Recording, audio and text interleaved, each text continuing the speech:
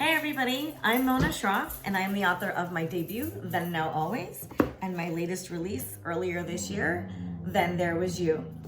I write for HQN and I also write for Harlequin Special Edition, and I'd love to welcome you to Harlequin's Happy Hour today.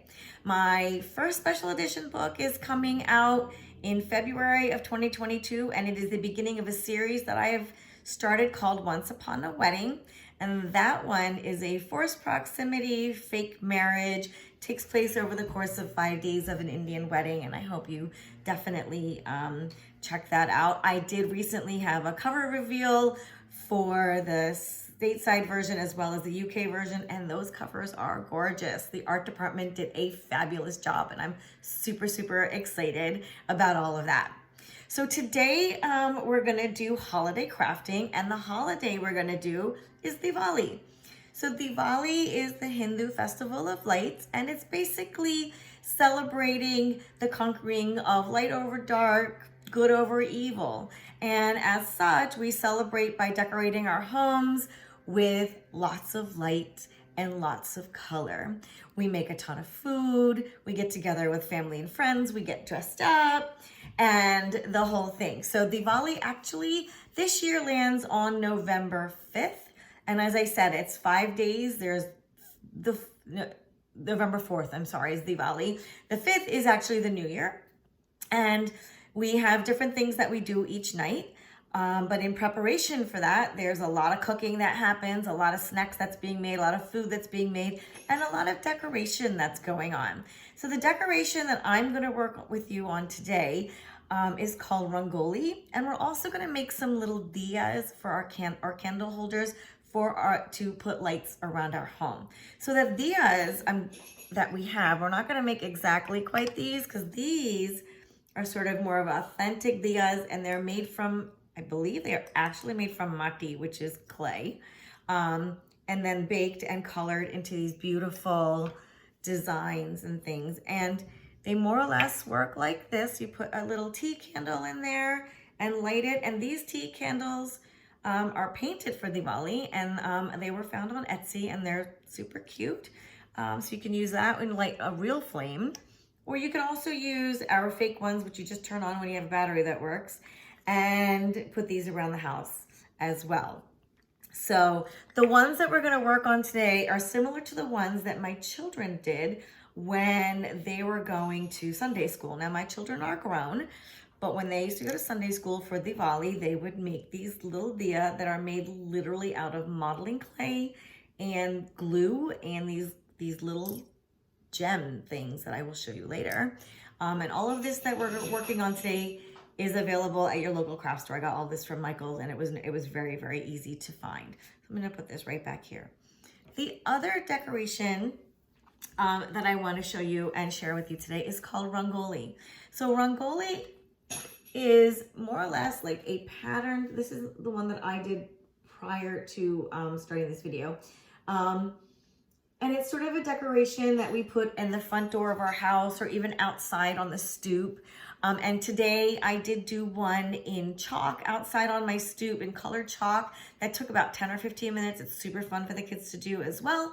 And I can take you out in a little bit and I'll show you how that one was done. This one was done with glitter.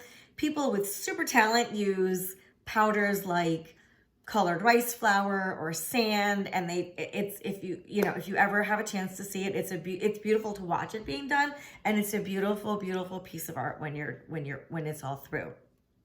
So today, and I'm just going to point our camera down a little bit so that you can see what I am doing a little bit better.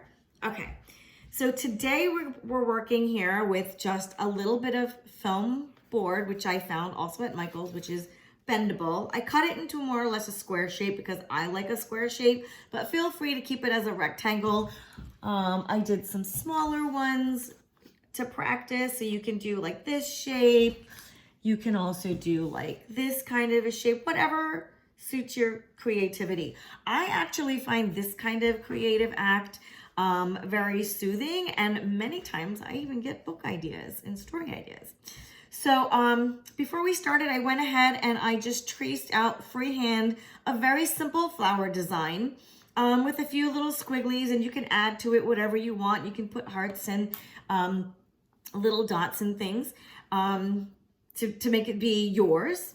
I will be using today craft glue, as well as multiple colors of glitter, which I found also. And we also have different colors of glitter glue, which is also fabulous, but doesn't dry quite as fast. And that would be my only down thing about that, is that this doesn't dry as fast as I would like it to do.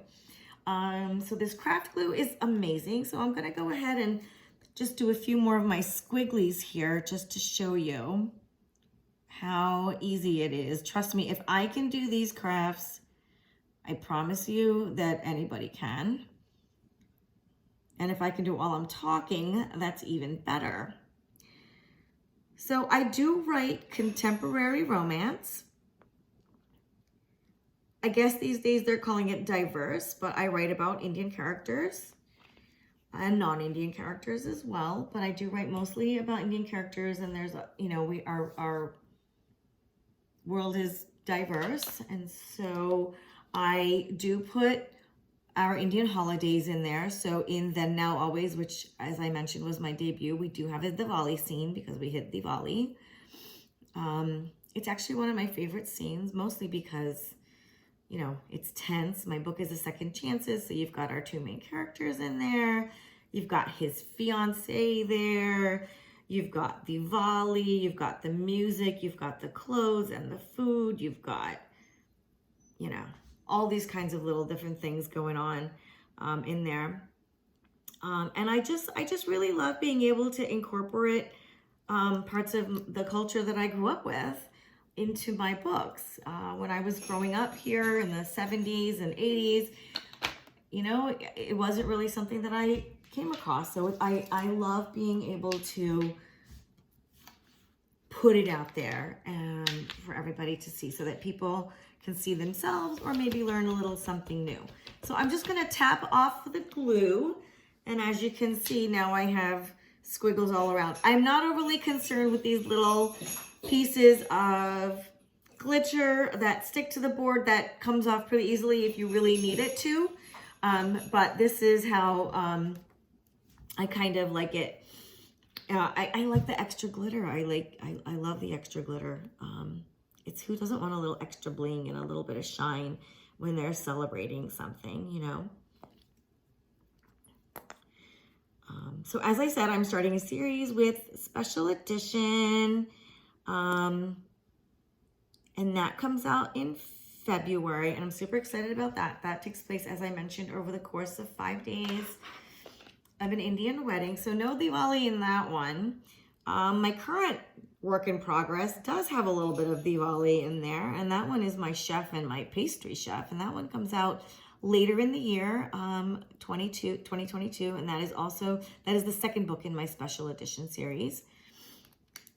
The first two books I wrote here are HQN, and the third one of my HQN books does come out in August, and that is a firefighter, but the girl is the firefighter in that one. Okay, I'm gonna do a little bit of surgery here and try to get some of this out of the way.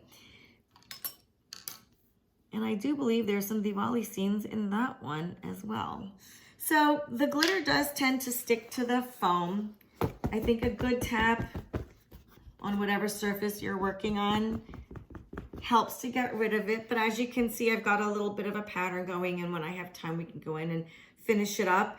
And once it's done, you'll have this beautiful, sparkly rangoli that you can put anywhere in your home, but usually you have it in the front of the home, but you can put it on a table, you can put it by any door, you can put it outside if you don't think it's gonna blow away, or you can work with a chalk one. Let's go outside. I'm gonna just walk with you here. Okay, so this is the rangoli I did earlier this morning out on my front porch or stoop, just out of basic colored chalk. I kept the pattern similar to the one that I did inside, just so you could see that it's a very basic pattern, but it can still be beautiful and you can do whatever you want. It's just about the colors and the creativity, okay? All right, so we'll go back in and we'll talk about Dia. So we're back inside, and now we'll talk a little bit about, excuse me, the diya that we have. So as I mentioned, these are the real pretty diya, but we're gonna try to make the ones that my kids used to make in Sunday school. All right, so for that, we just need your basic modeling clay. And I'm just gonna start with, here, let's do green. We'll just snip it open. And again, this is like not a lot of different materials. We're gonna do modeling clay, the craft glue, which we already have, and the little gems, which I have put into a baggie here. And they come in the same pack, but they come in 3 different sizes, and it's super fun. So maybe about 2/3 to half of one of these sticks is all you really need. And I'm gonna point the phone down now so you can see what I'm doing. Okay. All right, so I'm basically going to sort of soften it up a little bit. Okay. And this is the modeling clay that I used to use when I was a kid, and I was really excited to see it there. And there's all kinds of different things. So make it more like into a cylinder. And then I just start to press out the shape of a basic bowl. You know, it's still pretty tight, but you can do it. And as I get this bowl going, then I like to press it onto the table so that I know I have a firm foundation for my diya, so that even if I only decide to put the battery operated candle, or if I put a real flame in there, I know that it's not going to tip over, okay? So once you sort of have your basic sort of bowl shape here, and you know, I'm not particular, you be as particular as you need to be. I sort of like that very homemade kind of a look to it. Maybe because that's what I'm doing, but you have your foundation, and then you're just gonna pinch off one end. You can also pinch off the other end, and here, I'll go ahead and do it on this side too. So this is just a variation of what you can do, and you just wanna at some point just make sure that your tea candle fits in there nicely, and boom, it does. And this is the one with just the one end pinched, and I did one with 2 ends pinched. I'm just gonna take it out for the time being. And just bring up the sides, just squeeze it up. I'm basically just squeezing the clay to do my bidding, right? And I'll reach into the bag and I'll grab a couple of these little gems and my glue again. And basically I'm just going to glue, just put a dot of glue on those. These little ones are super tiny, but they're super cute. And they just press right into the side there. You can just give it a little bit of press. The glue might squirt out, but you know, it's glue, it'll dry clear. I'm not really overly concerned with a pattern. I like to kind of go free form. Some people like a pattern. You do you. You do whatever creativity calls to you. And so you just keep doing this. You can do it while you're watching TV. You can do it when you're on a break. Sometimes, as I said earlier, you do this and it's you get some pot bunnies, which are great as well. So thank you so much once again, everybody, for joining me for Harlequin Happy Hour.